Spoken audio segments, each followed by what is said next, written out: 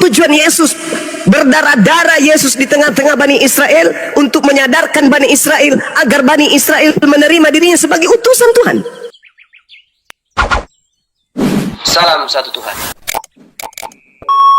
Camkan itu. Apa yang Yesus lakukan demi untuk menyadarkan Bani Israel, dia utusan Tuhan. Tolong diterima wahai Bani Israel, aku utusan Tuhan untuk kalian.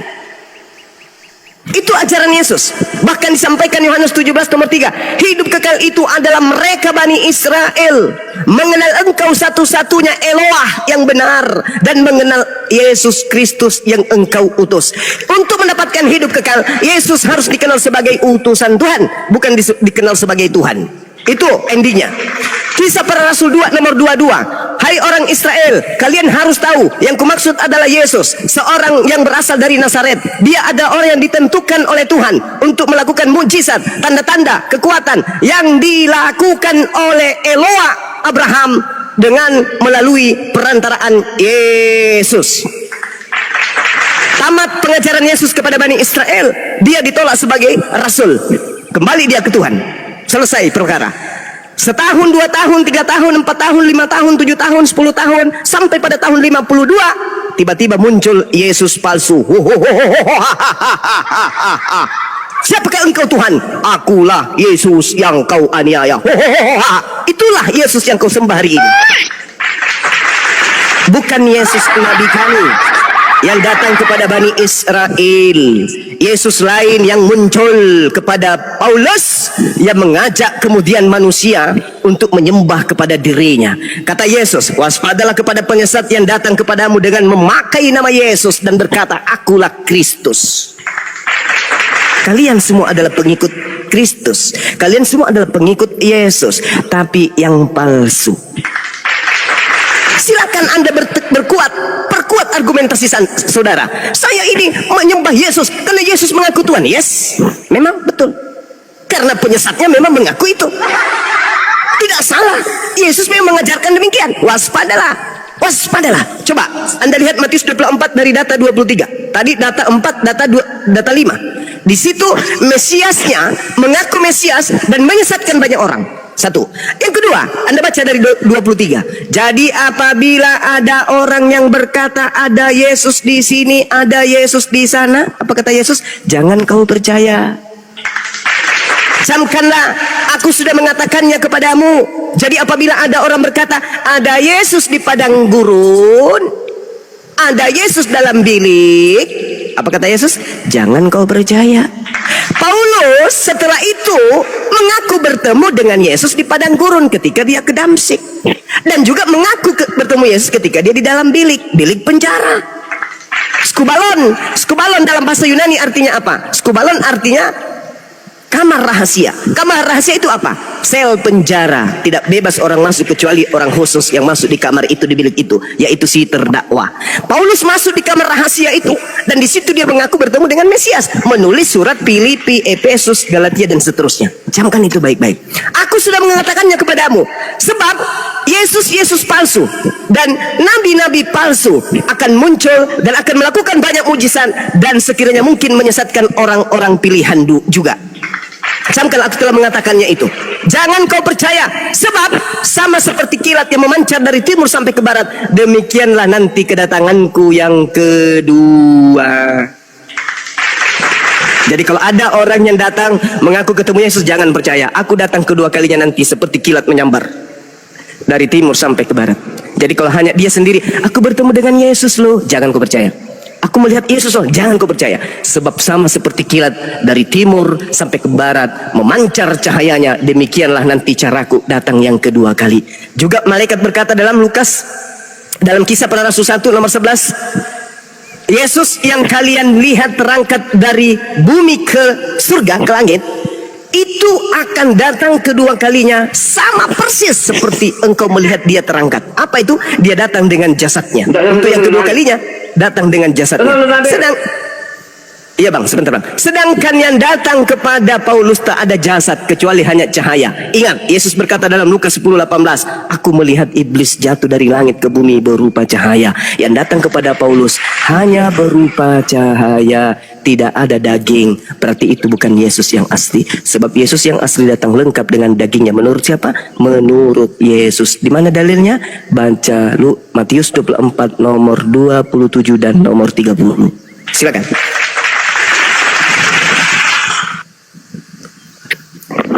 Oke. Ada begitu banyak ayat yang dipaparkan oleh Bang Suma, itu sangat luar biasa ya. Dan itu sangat menguatkan tentang, justru itu sangat menguatkan tentang eksistensi Yesus sebagai Tuhan yang orang Kristen percaya. Dia adalah Tuhan satu-satu yang diutus Allah untuk menyelamatkan manusia dari dosa. Dia mengajarkan semua yang baik. Tidak ada pengajaran-pengajaran dia yang tidak baik. Dia melakukan apa yang dia diperintahkan Bapa kepada dia untuk dia sampaikan kepada manusia. Kalau saya tadi menyimak semua argumentasi firman Tuhan ini semua diarahkan kepada Yesus palsu. Yesus palsu yang mana ini? Padahal semua pengajaran-pengajaran yang disampaikan oleh Yesus itu dia bersumber dari kebenaran Allah sendiri, tentang kebaikan, tentang kebenaran. Nggak ada kepalsuan, nggak ada aniaya, nggak ada hal-hal buruk yang dia sampaikan. Semua mengenai nubuat-nubuat, keselamatan tentang dunia sekarang dan dunia akhirat, tentang kebenaran. Apa yang perlu disangkal di situ? Saya nggak tahu bagaimana cara orang bisa mendiskreditkan tentang kemahakuasaan Yesus sebagai manusia yang 100% ilahi dan insani. Dia mau diarahkan kepada Tuhan yang palsu. Bagaimana caranya itu? Agak susah, nanti pikiran saraf kita akan rusak. Apa kepalsuan Yesus yang Yesus ajarkan tentang ceritanya dia sebagai keilahiannya dia? Apa yang Bang Suma lihat dari kepalsuan yang dia punya? Enggak ada sebenarnya. Saya enggak tahu di mana kesalahan Yesus di sini. Silakan. Oke, baik. Saya singkatkan aja. Salah satu dari jutaan kepalsuan. Satu aja dulu. Yesus asli mengatakan, jangan kau hilangkan sunat. Barang siapa menghilangkan sunat, dia akan menempati neraka. Tertulis dalam Matius 5 nomor 19. Barang siapa yang meniadakan sunat lalu mengajarkan kepada orang lain, maka dia akan menempati tempat terhina dalam kerajaan langit. Itu kata Yesus asli. Apa kata Yesus palsu? Barang siapa yang menyunatkan dirinya, maka dia akan masuk ke dalam neraka. Mana yang betul? Mana yang betul? Siapa yang menghilangkan sunat masuk neraka. Siapa yang bersunat masuk neraka. Siapa yang tidak bersunat masuk neraka. Siapa yang bersunat masuk neraka. Apakah itu sama? Tentu tidak. Galatia 5 nomor 2. Yesus palsu berkata apa? Kalau kau menyunatkan dirimu, Yesus Kristus tidak berguna bagimu. Neraka berarti. Yesus yang asli berkata, barang siapa yang tidak bersunat dan mengajak orang lain juga untuk tidak bersunat, maka dia akan menempati neraka. Mana yang betul ini? Mana yang betul? Yesus yang satu mengatakan barang siapa yang tidak bersunat dan mengajarkan orang lain juga untuk tidak bersunat, maka dia akan menempati neraka. 32 tahun kemudian muncul Yesus juga mengatakan barang siapa yang bersunat, dia tidak akan masuk ke dalam surga, alias dia akan masuk ke dalam neraka. Mana yang betul? Ini baru satu. Tapi lagi-lagi saya butuh akal Anda untuk mencerna ini. Saya tidak ingin Anda egosentris terhadap agama saudara, tapi kita berdiskusi berdasarkan dengan akal sehat. Al-Quran saya mengatakan apa? A'udzubillahi minasyaitonirrajim. Wa inna minhum lafariqal yalwuna alsinatahum bil kitaba litahsabuhu minal kitaba wa ma huwa minal kitaba wa yaquluna huwa min indillah wa ma huwa min indillah wa yaquluna 'alallahil katsiba wa hum ya'lamun. Dan sungguh di antara mereka orang-orang kafir niscaya ada segolongan yang memutarbalikkan lidahnya membaca kitab agar kamu menyangka bahwa yang mereka baca itu sebagian daripada kitab, padahal itu bukan dari kitab, dan mereka berkata itu dari Allah padahal itu bukan dari Allah. Mereka mengatakan hal dusta terhadap Allah padahal mereka mengetahui.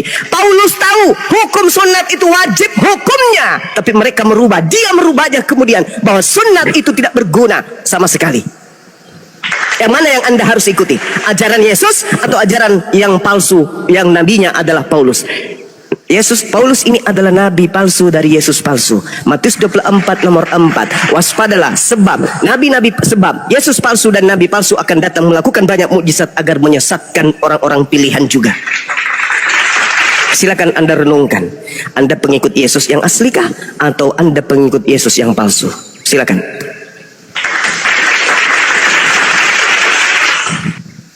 Ya, saya lebih menarik sekali pemaparannya. Yang jelas pasti bahwa kalau kita orang Kristen, mengapa sudah nggak perlu lagi sunat? Karena Tuhan Kristus itu adalah satu kelengkapan daripada pengenapan hukum Taurat. Gak ada gunanya kita sunat, yang penting kita itu sunat hati kalau orang Kristen itu.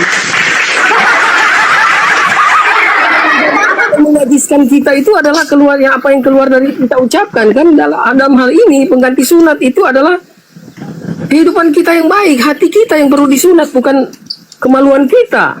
Kita sudah nggak pakai nih.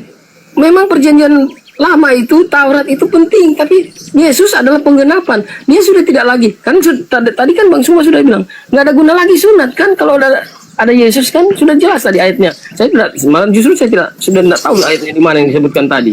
Tidak ada gunanya lagi sunat kan, dengan untuk apa kita lakukan sunat? Ya itu sendiri Bang Suma sudah jelaskan yang dibacakan tadi. Jadi benar-benar kita sudah nggak pakai lagi. Ya artinya sunat bukan satu lagi hal yang esensi bagi kita untuk kita datang kepada Tuhan, diselamatkan.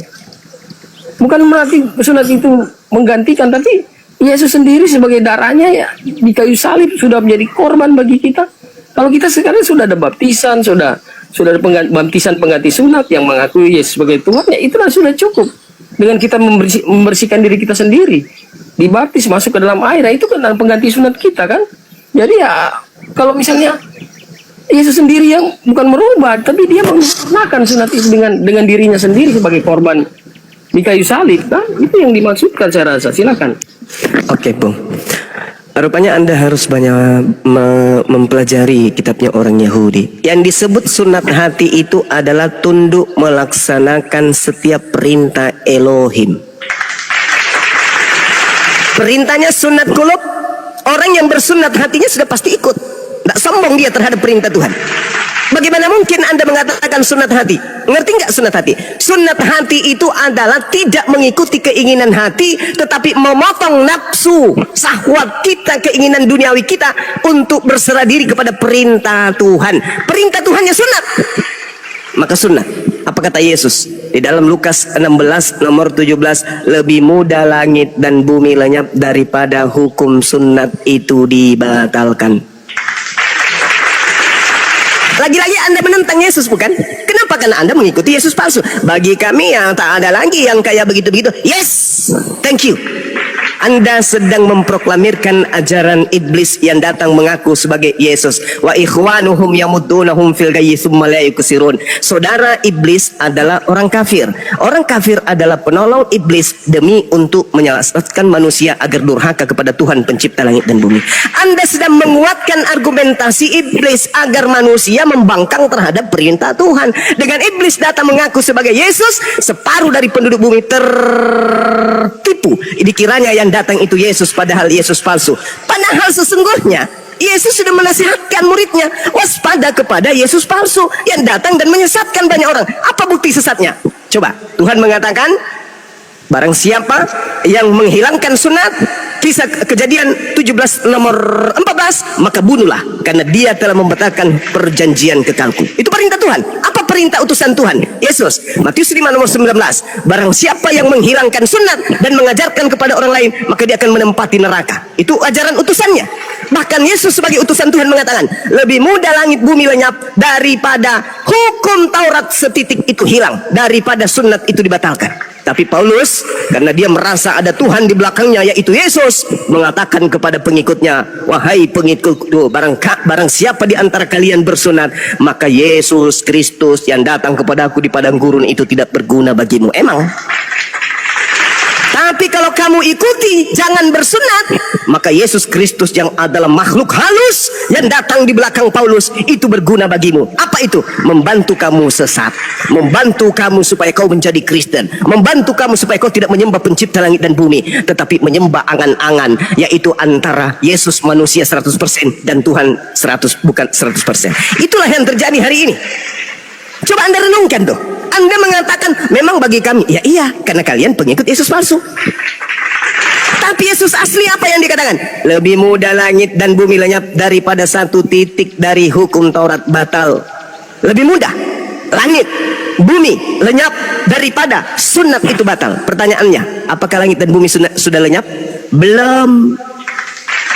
Berarti belum batal sunat? Yes, belum. Makanya sampai hari ini orang Yahudi bersunat. Ada anaknya lahir hari ini, hari ke-8 sunat. Kenapa? Karena itu perjanjian kekal Tuhan.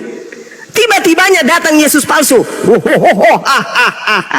Akulah Yesus. Tinggalkan semuanya itu. Aku akan mengutusmu, mengajarkanmu segala apa yang kau mau akan aku beri. Itu janjinya tuh. Itu janji Yesus yang datang kepadanya, kepada Paulus dan pengikutnya. Jadi cobalah Anda renungkan, Anda pikirkan, apakah betul Yesus berkata akan datang Yesus palsu? Yes. Apakah itu sudah terjadi? Sudah. Mana orang banyak yang disesatkan? Kristen namanya. Pembuktiannya, bisa tidak orang Kristen masuk ke bait sucinya orang Yahudi? Tak bisa. Tapi anehnya, Kristen ini mengaku pengikut Yesus orang Yahudi, tapi mereka nggak boleh masuk ke bait sucinya orang Yahudi. Aneh kan? Orang Kristen ibadah Minggu, dari mana ilmunya? Sedangkan Yesus ibadahnya hari Sabtu. Dari mana ilmunya hari Minggu? Dari situ kita sudah lihat. Yesus dan pengikutnya tidak makan babi, Kristen makan babi. Dari mana ini ilmunya? Yesus dan pengikutnya menyembah Eloah, Abraham, Ishak dan Yakub. Kristen menyembah kepada anak orang, makhluk yang datang kepada Paulus. Dari mana ilmunya? Sama enggak? Enggak sama. Jadi Yesus yang asli, pengikutnya Yudaism, orang-orang suci yang mengkuduskan dirinya, yang ibadahnya hari Sabat, tidak makan babi, mereka kemudian mengkuduskan jasad mereka, diri mereka dan juga bait suci mereka. Sedangkan pengikut Yesus palsu bernama Kristen makan semua makanan yang diharamkan dan yang dipersembahkan kepada dewa-dewa, dan juga ibadahnya hari Minggu, hari penyembahan sandai dewa matahari. Sama enggak? Enggak sama. Jadi mana penyesat itu? Dan apa nama kelompoknya? Penyesatnya adalah Yesus palsu dan nama kelompok pengikutnya adalah Kristen. Silakan Anda bantah dengan dalil. Silakan. Ya, tadi bicara sudah ada beberapa tema yang saya lihat sudah terangkat di sini mengenai sunat, terus pindah di tentang hari Sabat, tentang waktu untuk orang Sabat, dan kemudian ada tadi tentang kenajisan, makanan-makanan yang najis.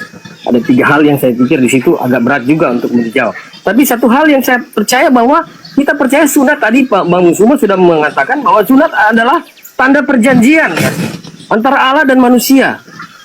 Itu betul. Tapi kita percaya bahwa kita sudah menggantikan sunat itu, kalau di kita itu sudah digantikan dengan baptisan.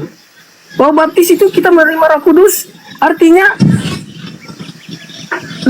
dalam baptisan itu ada trinitas, ada kuasa Tuhan, Allah Bapa, Allah Anak, Allah Roh Kudus. Dalam hal ini memang sunat itu sudah menjadi simbol bahwa Kristus itu sudah menjadi sunat atas kita semua. Dalam Kolose 2, saya baca aja ayat ya, supaya ini kita jelas ya. Dalam Kolose 2 ayat 11 sampai 12, dalam Dia kamu telah disunat dengan sunat Kristus, yaitu dengan menanggalkan tubuh jasmani yang dikuasai oleh dosa, dan kamu telah dikuburkan bersama-sama dengan Dia dalam baptisan.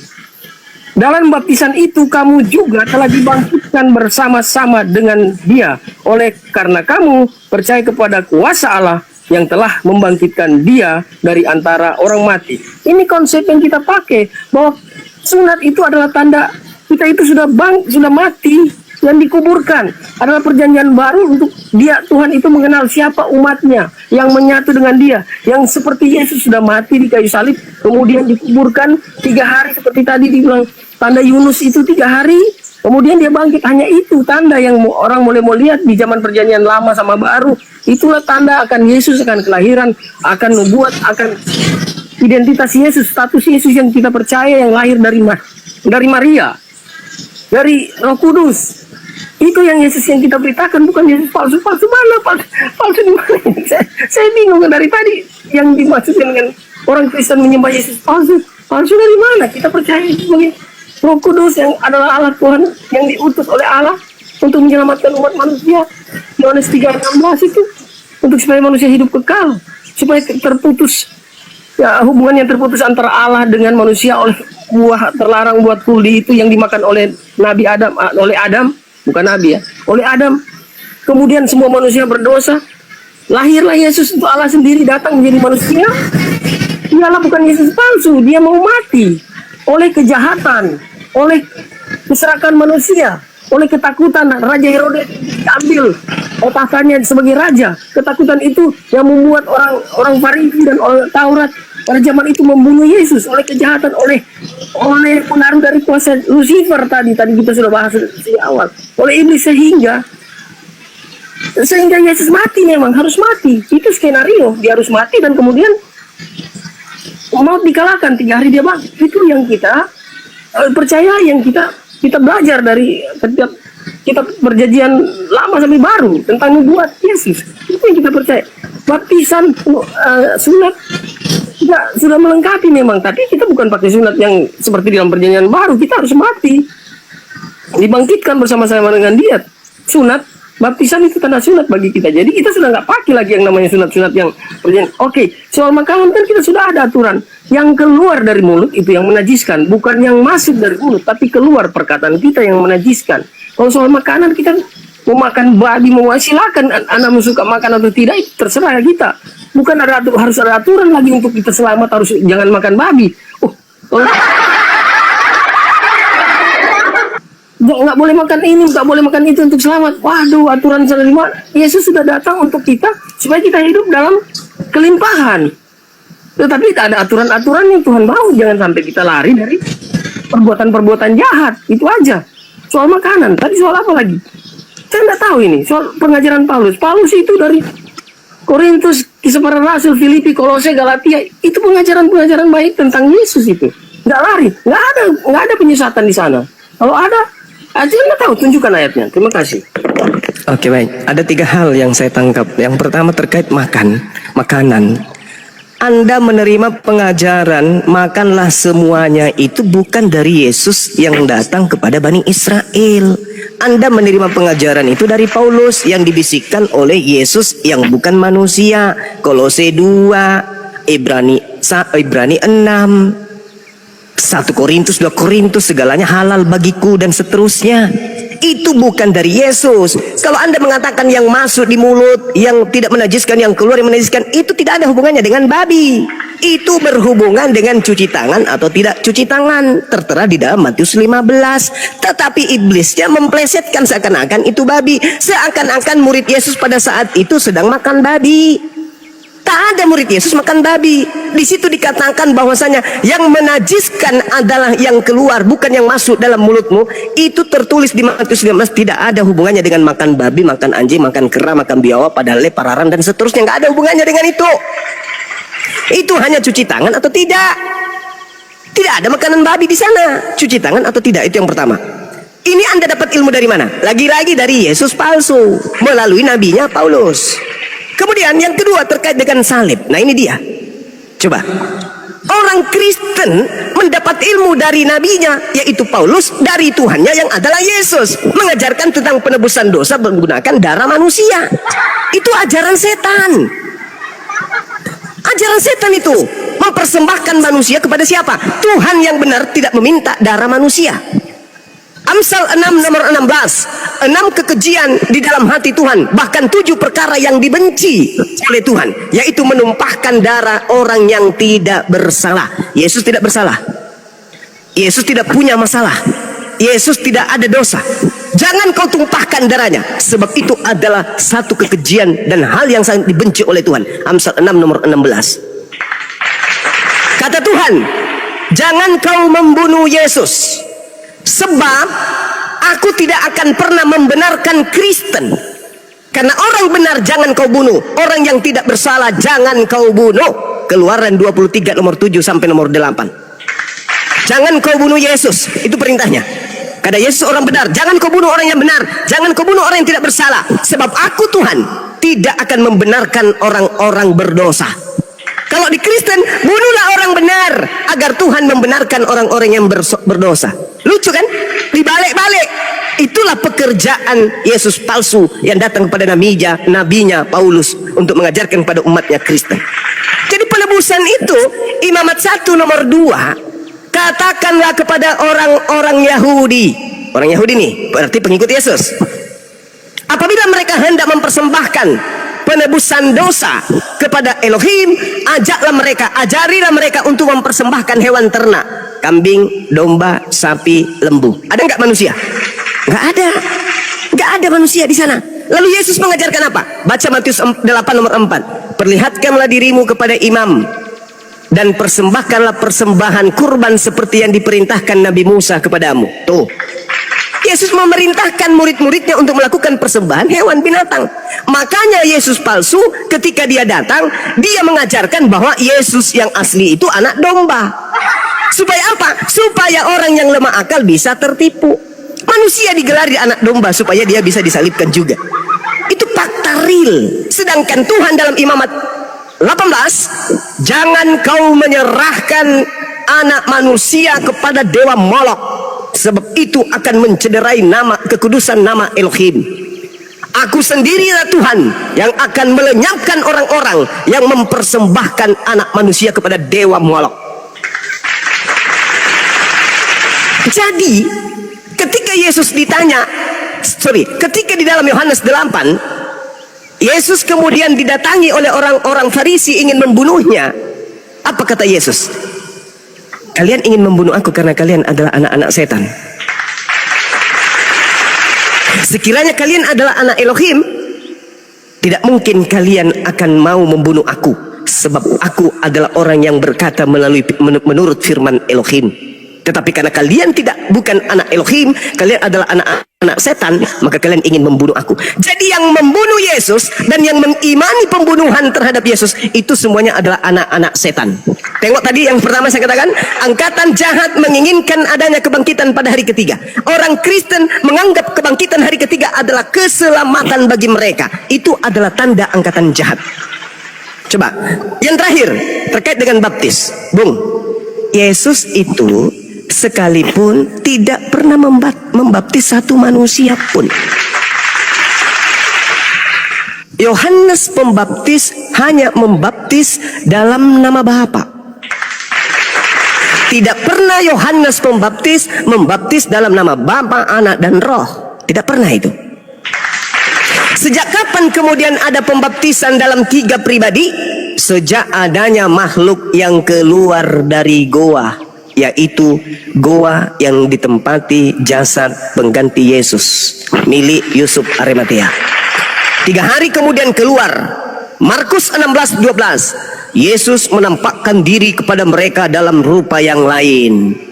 Dari mana Markus tahu kalau itu adalah Yesus dalam rupa yang lain? Ayo, dari mana dia tahu? Padahal yang keluar dari kubur itu adalah sudah bukan Yesus asli. Yang mengajarkan pergilah ke seluruh dunia. Anda baca, Anda mengambil di dalam Matius 28 nomor 19 tadi. Itu sudah pasti itu. Anda mengambil dari sana. Matius 28 nomor 19, pergilah ke seluruh dunia, baptislah dalam nama Bapa, Anak, dan Roh. Itu bukan Yesus. Yang keluar dari kubur itu bukan Yesus. Apa buktinya? Baca Yohanes 12 nomor 31. Yang keluar dari kubur itu adalah iblis. Yohanes 14 nomor 30, aku memang harus pergi sebab penguasa dunia ini telah datang dan iblis sedikit pun tidak berkuasa atas diriku. Yohanes 12 nomor 31, penguasa dunia yaitu iblis akan dilemparkan keluar. Keluar dari mana? Keluar dari kubur. Jadi yang keluar dari kubur itu siapa? Iblis yang datang mengaku Yesus, yang mengajarkan kemudian pergilah ke seluruh dunia, jadikanlah seluruh bangsa menjadi muridku. Itu bukan Yesus, tetapi iblis. Ingat bung, ini tolak ukurnya. Pelan-pelan, dengarkan saya pelan-pelan. Yesus berkata di dalam Yohanes 17 nomor 8, segala firman yang engkau berikan kepadaku telah aku sampaikan kepada mereka. Segala firman telah aku sampaikan kepada mereka. Semua firman telah aku sampaikan kepada mereka. Ada tidak di antara semua firman itu yang mengatakan pergilah ke seluruh dunia, jadikanlah seluruh bangsa menjadi muridku? Ada tidak? Tidak ada. Itu adalah perkataan-perkataan yang muncul setelah Yesus terangkat ke langit. Segala firman yang engkau berikan kepadaku telah aku sampaikan kepada mereka, dan mereka telah menerimanya, dan mereka percaya dengan pasti bahwa engkaulah yang telah mengutus aku. Seluruh firman yang Yesus terima dari Tuhannya setelah disampaikan kepada muridnya Bani Israel muridnya percaya bahwa Yesus adalah utusan Tuhan. Titik. Tutup buku. Selesai. Tidak ada di situ pergilah ke seluruh dunia, enggak ada. Yang ada adalah Matius 10 nomor 5 nomor 6. Yesus berpesan kepada ke-12 muridnya agar jangan ke bangsa Indonesia. Matius 15 nomor 24, aku diutus hanya kepada domba yang hilang dari umat Israel. Kunci itu terangkat Yesus ke langit. Waspadalah, akan datang Yesus penyesat. Tandradang-dang. Hari ketiga kemudian berjalan sosok manusia keluar dari kubur. Takak takak takak takak takak. Akulah Yesus. Kepada aku telah diberi kuasa. Pergilah ke seluruh bangsa. Jadikanlah seluruh bangsa menjadi pengikutku. Itu bukan Yesus lagi. Itu sudah penyesat yang Yesus katakan dalam Yohanes 12:31. Iblis telah akan dilemparkan keluar. Setelah dilemparkan keluar, dia menyesatkan banyak orang. Waspada, murid-murid Yesus tidak ada yang ngikut kepada Paulus. Yang ikut kepada Paulus hanya orang Roma, orang Yunani, orang Belanda, orang Indonesia. Orang Yahudi sampai hari ini tetap beribadah di sinagoge, tetap sabat, menyembah Elohim. Sedangkan orang Kristen menyembah dan punya rumah ibadah dan juga hari ibadah yang berbeda dengan pengikut Yesus. Demikian. Indah sekali dan menarik ya. Cuman sayangnya ayat-ayat yang sudah disampaikan tadi semuanya diarahkan kepada Yesus penyesat. Padahal dalam Yesus mati dalam Matius pasal 27, kalau kita baca Matius pasal 27 ayat 45, udah jelas ceritanya mulai dari jam 12 malam kegelapan meliputi seluruh daerah itu sampai jam 3. Kira-kira jam 3 berserulah Yesus dengan suara nyaring, Eli, Eli lama sabatani. Artinya, Allahku, Allahku mengapa engkau meninggalkan aku? Mendengar itu beberapa orang yang berdiri di situ berkata, ia memanggil Elia. Dan segeralah datang seorang dari mereka yang mengambil bunga karang, mencelupkannya ke dalam anggur asam, lalu mencucukkannya kepada sebatang bulu dan memberi Yesus minum. Tetapi orang-orang lain berkata, jangan. Baiklah, kita lihat apakah Elia datang untuk menyelamatkan dia. Yesus berseru pula dengan suara nyaring, lalu menyerahkan nyawanya. Dan lihatlah tabir bait suci terbelah dua dari atas sampai ke bawah, dan terjadilah gempa bumi dan bukit-bukit batu terbelah, dan kuburan-kuburan terbuka dan banyak orang kudus yang telah meninggal bangkit. Dan sesudah ayat 53, dan sesudah kebangkitan Yesus, mereka pun keluar dari kubur dan lalu masuk ke dalam kota kudus dan menampakkan diri. Ini manusia. Yesus dikuburkan, kemudian dia juga akhirnya bangkit di dalam Matius 28 tadi. Dia bangkit dan sayangnya ada dusta mahkamah agama sampai hari ini. Kebangkitan Yesus itu tidak dipercayai karena memang betul bahwa berhasil dusta mahkamah agama dalam pasal 29 ayat 11. Kalau berita tentang memberitakan Injil udah jelas, nggak ada Yesus palsu memberitakan pergilah, ajarkanlah, baptislah ke seluruh bumi. Nggak ada Yesus palsu yang mau bilang pergilah, baptislah, carilah orang-orang sesat yang tidak mau melakukan hal yang benar, yang nggak mau percaya Yesus. Dia nggak akan mungkin mengatakan itu. Tapi setelah dia katakan kepadaku telah diberikan segala kuasa di sorga dan di bumi. Karena itu pergilah, jadikanlah semua bangsa. Kalau Yesus sesat, masa dia mau suruh kayak gitu? Apa yang kalau dia sesat? Kalau bukan Yesus yang bangkit dari kubur itu, apa esensi kalau dia mengatakan kalau kita mengatakan dia itu sesat, dia itu bukan Tuhan? Ah, ini kan boleh bilang gagal paham, logikanya udah jauh sekali.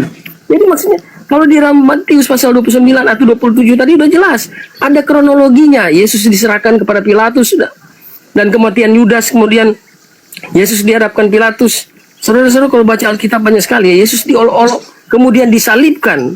Itu jelas-jelas. Kemudian dia mati, naik ke surga, dikuburkan. Itu satu rentetan peristiwa yang sangat jelas. Itu bukan Yesus palsu yang bilang keluar dari kubur pada saat ketiga itu Yesus palsu. Wah, dari mana itu Yesus palsu itu alasan seperti itu? Saya mau pikir gimana alasan sampai di mana itu yang keluar dari kubur itu Yesus palsu. Padahal benar-benar dia adalah korban tumbal yang menjadi skenario Allah sendiri yang telah mengosongkan dirinya sendiri menjadi manusia.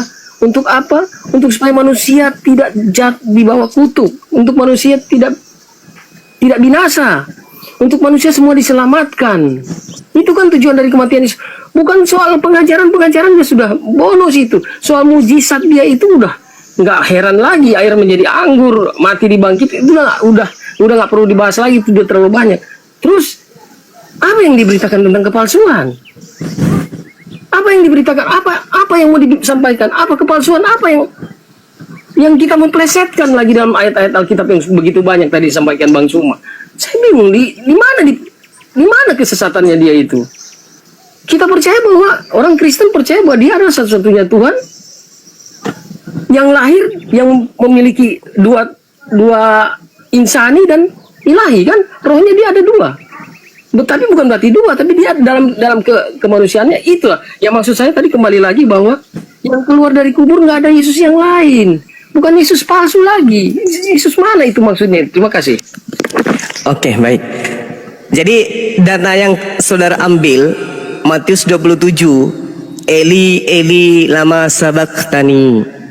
Ini penulis Matius hanya mengutip cerita yang ada di Mazmur 22, tetapi salah kutip. Itu bukan untuk Yesus.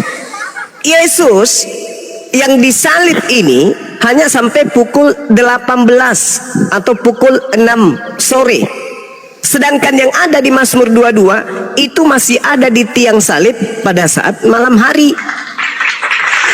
Gak nyambung. Allahku, Allahku, mengapa engkau meninggalkan aku? Aku berseru tetapi engkau jauh dan tidak menolong aku. Tuhanku, aku berseru pada waktu siang tetapi engkau tidak menjawab, dan aku berseru pada waktu malam tetapi juga tidakkah aku tenang. Mana dia berseru pada malam? Tidak, mana? Tidak ada dia berseru pada malam. Nggak ada. Jadi itu hanya cocokologi pengarang Matius yang bukan murid Yesus. Kemudian kita tengok di dalam Yeremia atau di dalam Bilangan atau di dalam Ulangan atau di dalam Mazmur, apa yang diterangkan? Tuhan berfirman, sesungguhnya aku akan memberi mereka makan ipu dan minum racun, sebab dari para nabi dari Yerusalem telah meluas kefasikan kepada seluruh negeri. Tuhan memberikan racun anggur asam kepada si nabi atau pengajar palsu. Kita lihat apa yang tertuang di dalam Ulangan 32. Jelas sekali bahwa mereka akan memberikan, Tuhan akan memberikan racun anggur asam. Mazmur 69 nomor 21, jelas nomor 21. Bahkan mereka memberi kemudian apa? Anggur asam. Nah, kita lihat di dalam Yohanes 19:30. Dia diberi anggur asam. Dia minum anggur. Orang yang ada di atas salib ini minum anggur. Ini sudah jelas bukan Yesus. Karena Yesus sudah bersumpah di dalam Matius 26 nomor 29. Akan tetapi aku berkata kepadamu, mulai sekarang aku tidak akan minum anggur lagi sampai pada hari aku meminumnya, yaitu pada hari yang baru bersama-sama kamu dalam kerajaan surga. Mulai hari ini aku tidak akan minum anggur lagi sampai nanti di surga baru minum. Kata siapa? Kata Yesus yang asli. Tiba-tiba ada orang di atas pohon salib minum anggur, mati dia.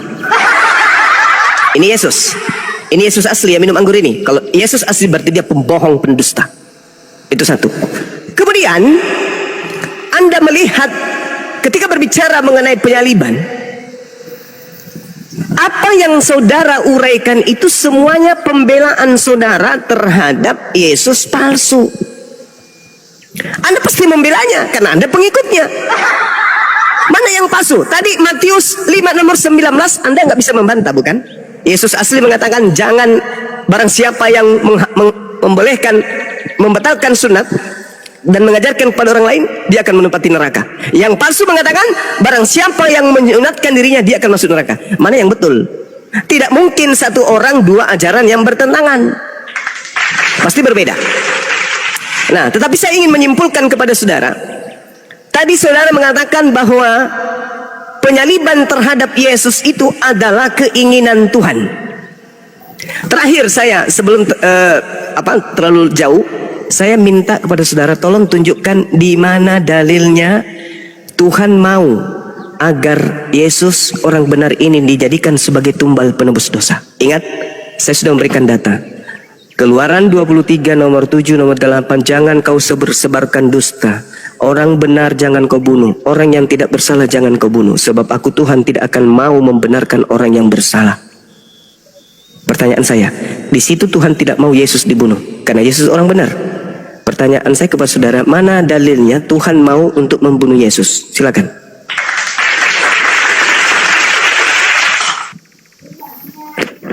Ya, saya mencoba menjawab dengan sederhana ya, bahwa beda ya, peraturan hukum manusia dengan hukum Tuhan itu beda. Maksud saya bukan beda begini.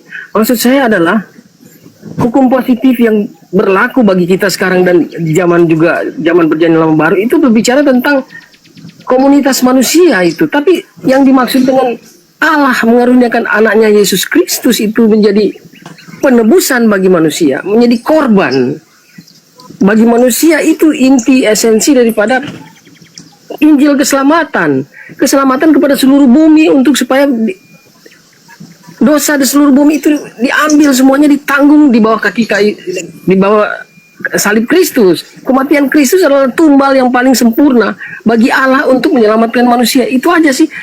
Tadi pertanyaannya saya agak lupa juga tadi, tapi yang pasti kematian Kristus itu adalah satu cara yang paling sempurna untuk dapat mengambil kembali menghubungkan kembali hubungan yang sudah rusak sejak Adam dan Hawa itu ya, sampai Yesus sendiri menjadi perantara bagi manusia untuk sampai kepada untuk hubungan itu terbangun kembali. Oke. Saya hanya mengingatkan bahwa darah Yesus yang tertumpah di kayu salib itulah yang menjadi harga yang menjadi harga supaya kita itu diselamatkan. Bolak-balik mungkin saya dalam hal ini, tapi yang pasti Tuhan Yesus sendiri dapat berkuasa untuk mengambil dan memberikan nyawanya melalui Allah Bapa sendiri yang merupakan keilahian Allah itu ada di dalam Yesus sendiri. Jadi bukan berarti dia itu dibunuh atau diapa, tapi dia sendiri yang benar-benar yang mau menderita diri manusia untuk supaya kita semuanya yang percaya diselamatkan. Itu aja mungkin. Bisa agak sedikit lupa itu pertanyaannya tadi gitu. Terima kasih. Iya. Saya minta dalil. Kan di dalam kitabnya orang Yahudi jelas tuh. Kan Yesus ini utusan Bapa. Kata Bapa, janganlah engkau menyebarkan kabar bohong. Janganlah engkau membantu orang yang bersalah dengan menjadi saksi yang tidak benar. Janganlah engkau turut-turut kebanyakan orang melakukan kejahatan. Dan dalam memberikan kesaksian mengenai sesuatu perkara, janganlah engkau turut-turut kebanyakan orang yang membelokkan hukum. Itu perintah Tuhan. Keluaran 23 nomor 7 nomor 8. Harus kau jauhkan dirimu dari perkara dusta. Orang yang tidak bersalah dan orang yang benar tidak boleh kau bunuh. Berarti larangan membunuh Yesus. Sebab aku tidak akan membenarkan orang yang bersalah. Berarti orang Kristen tidak akan mungkin dibenarkan dosa-dosanya ditebus dengan darah orang benar. Suap jangan kau terima, sebab suap membuat buta mata orang-orang yang melihat dan memutarbalikkan perkara orang-orang yang benar. Saya ulang. Ini larangan Tuhan, jangan membunuh Yesus. Kemudian di dalam Amsal 6 nomor 16, 6 perkara ini yang dibenci Tuhan Elohim, bahkan 7 perkara yang menjadi kekejian bagi hatinya, yaitu menumpahkan darah orang yang benar. Jadi menumpahkan darah Yesus adalah kekejian dan hal yang sangat dibenci oleh Tuhan. Berarti Yesus nggak boleh dibunuh, Yesus nggak boleh disalib. Nah sekarang pertanyaan saya, ini ajaran yang Yesus ajarkan. Ketika di dalam Matius 19 itu, Guru, apa yang harus aku lakukan supaya aku bisa selamat? Apa kata Yesus? Jangan membunuh. Untuk selamat, jangan membunuh, kata Yesus. Nah sekarang pertanyaan saya, tolong Anda tunjukkan kepada kita di sini, di mana Tuhannya Yahudi mau menerima persembahan darah dari orang yang benar. Yesus orang benar, akulah kebenaran, akulah jalan, akulah kebenaran, akulah hidup. Nah, mana dalilnya membunuh orang benar demi untuk menyelamatkan orang-orang Kristen? Perintah dari Elohim, bunuhlah orang yang benar. Jadi seperti ini. Haruslah kau jauhkan, kita balik dalilnya supaya kena kepada Kristen. Haruslah kau dekatkan dirimu kepada perkara bohong. orang yang tidak bersalah dan orang yang benar harus kau bunuh, sebab aku Tuhan akan membenarkan orang yang bersalah. Suap silakan kau terima, sebab suap membuat matamu melek dan suap membuat engkau menjadi orang yang betul. Mana itu? Itu kalau begitu dalilnya, Kristen baru betul. Oh, ternyata dasar pembunuhan kepada Yesus karena Tuhan memang menyuruh untuk membunuh orang benar. Tapi itu tertulis di mana? Tak ada kita temukan itu. Yang ada justru apa? Haruslah kau jauhkan dirimu dari perkara dusta. Orang yang tidak bersalah, orang yang benar tidak boleh kau bunuh, sebab aku tidak akan membenarkan orang-orang yang bersalah. Kristen, orang bersalah dibenarkan, dosa-dosanya dihapuskan orang-orang bersalah ini dengan membunuh orang benar. Kebalik. Saya ulang pertanyaan saya. Kalau Kristen bukan ajaran Yesus palsu, tolong tunjukkan kepada kita, kepada dunia, Tuhannya orang Yahudi yang dipanggil Bapa oleh Yesus memerintahkan agar anaknya yang benar ini dibunuh demi untuk menyelesaikan dosa-dosa para pendosa Kristen. Silakan. Ya, berarti saya ini tinggal mengulang aja. Dunia punya hukum.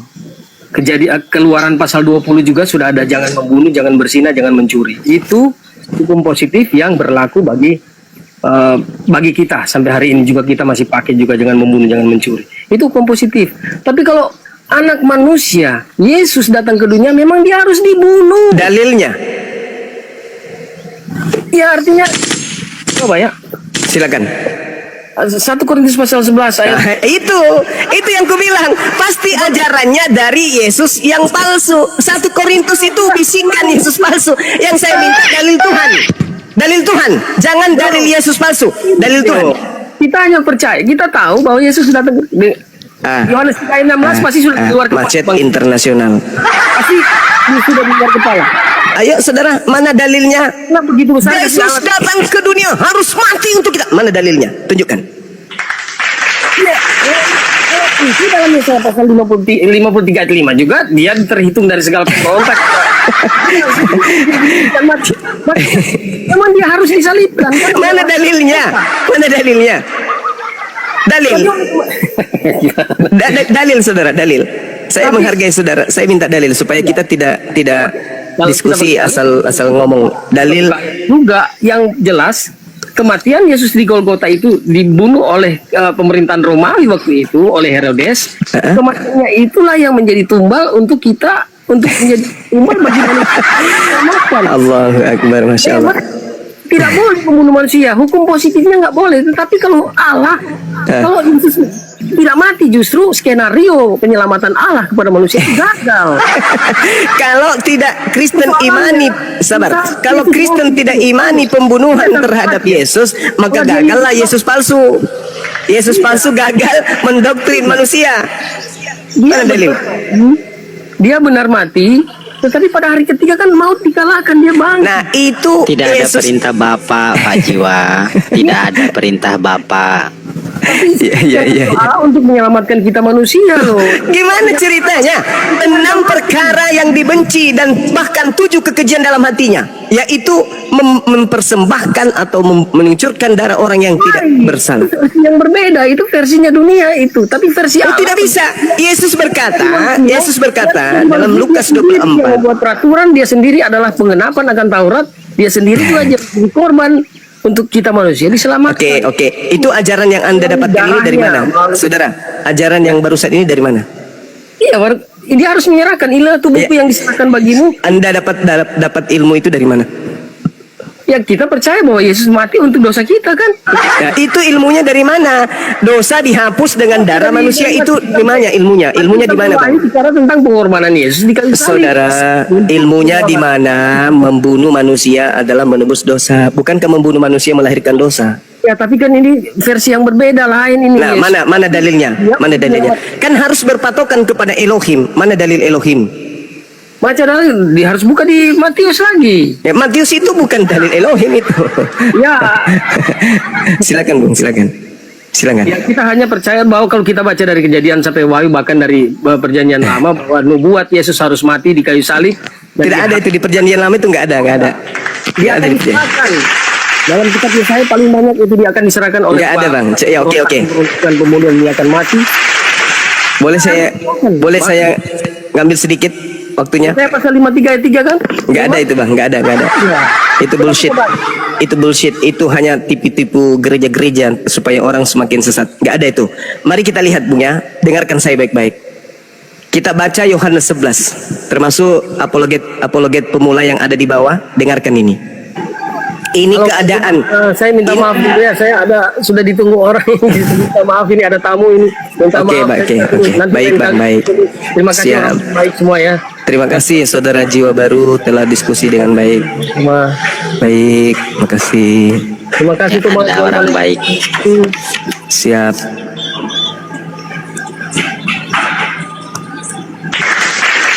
Silakan dilanjut Bang Juma. Ya boleh ya teman-teman. 2, 3 sampai 1 jam boleh ya. Saya paparkan ya. Monggo Bang Juma, monggo. Oke, enggak juga 1 jam, paling 5 menit. Jadi gini, konsep penyaliban yang terjadi yang digaungkan gereja itu munculnya belakangan. Itu dulu. Ada kejadian pada saat proses penyaliban, sebelum dan saat penyaliban, Kristen, bapak-bapak gereja itu nggak ada. Yang ada hanya orang Yahudi, orang Farisi, mahkamah agama, ahli Taurat, dan juga orang-orang Roma. Kalau bisa di mute dulu, Bang. Sakit kuping saya. Nah, alhamdulillah, terima kasih. Jadi di Yohanes 11 nomor 45, banyak di antara orang-orang Yahudi yang datang melawat Maria dan mereka menyaksikan. Waalaikumsalam warahmatullahi wabarakatuh. Saya boleh lanjut? Atau ada yang mau disampaikan bang? Dilanjut Gurundal, dilanjut. Oke, makasih. Sampai mana tadi ya? Banyak orang Yahudi yang melawat Maria dan mereka menyaksikan sendiri yang diperbuat oleh Yesus. Dan mereka yang melihatnya kemudian percaya kepada Yesus. Ini dulu. Yesus melakukan mukjizat-mukjizat dan orang yang melihatnya percaya kepada Yesus kemudian. Tetapi di antara orang yang melihatnya, ada yang pergi kepada orang-orang Farisi dan menceritakan kepada mereka apa yang sedang diperbuat oleh Yesus. Mereka bercerita. Setelah mereka bercerita, imam-imam kepala dan orang-orang Farisi kemudian panik sepanik-paniknya. Lalu memanggil mahkamah agama untuk berkumpul. Mereka kemudian rapat musyawarah seketika. Lalu mereka berkata, apakah yang harus kita perbuat? Sebab Yesus ini benar-benar membuat banyak mukjizat. Apabila kita biarkan Yesus melakukan ini, maka semua orang akan datang dan percaya kepada Yesus. Dan apabila itu terjadi, maka orang-orang Roma akan datang dan akan merampas tempat suci kita dan bangsa kita. Saya ulang sahabat-sahabat sekalian. Apabila kita biarkan Yesus begini terus, melakukan mukjizat banyak, orang-orang akan semakin percaya kepada dia. Dan kalau itu terjadi, bahaya. Orang Roma akan datang merampas tempat suci kita ini dan akan merampas tempat dan merampas bangsa kita. Gimana dong sekarang? Apa yang harus kita lakukan? Berdirilah seorang imam yang bernama Kayafas. Dia itu imam besar pada saat itu dan berkata kepada mereka, kamu tidak tahu apa-apa bro, dan kamu tidak insaf my bro, bahwa lebih berguna bagimu jika satu orang mati, yaitu Yesus, untuk bangsa kita daripada seluruh bangsa kita ini mati. Seorang imam kepala angkat bicara, kalian ini tidak ngerti, kalian ini nggak paham, kalian ini nggak insaf. Adalah lebih berguna jika Yesus mati untuk bangsa kita, dia seorang saja mati untuk kita, daripada kita mati semua. Mending Yesus aja. Hal itu imam kepala katakan bukan dari dirinya sendiri, tetapi sebagai imam besar pada tahun itu ia bernubuat, bahwa Yesus akan mati untuk bangsa Israel, dan bukan untuk bangsa itu saja, tetapi juga untuk mengumpulkan dan mempersatukan anak-anak Bani Israel yang telah bercerai-berai. Saya ulang, imam kepala yang punya tugas wewenang tahun itu sebagai pemimpin bernubuat, Yesus harus mati untuk bangsa Israel dan juga untuk anak-anak Bani Israel yang sudah berserak ke seluruh penjuru bumi. Ada tidak untuk nubuat? Ada nggak ahli Taurat hadir di situ? Ada. Ada nggak orang Farisi yang ahli Taurat di sana? Ada. Ahli Tanak? Ada. Mahkamah ada nggak hadir? Ada. Ahli Taurat ada nggak? Ada. Ada nggak di antara mereka mengatakan, kan sudah dinubuatkan di kitab kita. Jadi tinggal kita panggil saja Yesus. Kita ingatkan, Yesus, sudah tiba waktunya kawan. Ini nubuatan tentang kamu yang ada. Oh iya ya, ambil palang yuk, ambil kayu, siapkan ikatannya. Kapan kita mulai upacara pembunuhan terhadap Tuhan? Ada nggak yang kayak gitu? Tidak ada. Mereka sepakat membunuh Yesus karena mereka takut tempat suci mereka dirampas dan di bangsa mereka diambil sama Romawi. Jadi ini hanya unsur politik ekonomi. Tidak ada hubungannya dengan penebusan dosa yang konsepnya muncul ratusan tahun berikutnya. Saya tambahkan lagi sahabat-sahabat sekalian. Jadi imam kepala, yaitu Kayafas pada tahun itu bernubuat, Yesus harus mati seorang untuk bangsa Israel agar bangsa Israel tidak dirampas oleh orang Roma. Lalu kemudian dikatakan, dan bukan hanya untuk bangsa, maksudnya hanya untuk bangsa Israel yang ada di situ, tetapi juga untuk mengumpulkan dan mempersatukan anak-anak Israel, anak-anak Elohim yang bercerai-berai. Nomor 53-nya, dengarkan baik-baik.